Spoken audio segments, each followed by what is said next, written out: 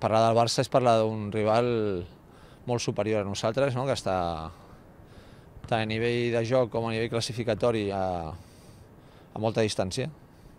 De fet, va líder ja destacat i seguirà ja doncs, per molt de temps.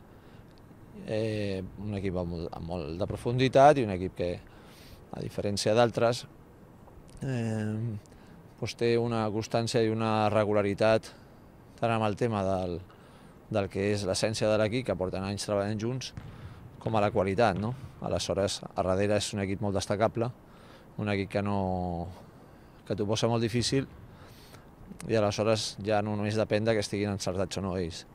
Vull dir, si estan encertats no tens opcions i si no tens, també tiren endavant molts partits a través de la defensa de deixar-te en 50 punts, no?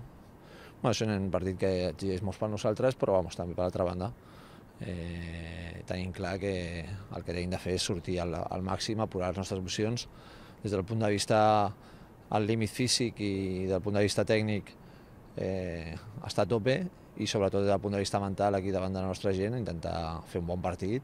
Tenen moltes virtuts, jo crec que la més clara és que tenen un equip molt ampli, que són 12 jugadors de molt nivell i que tenen,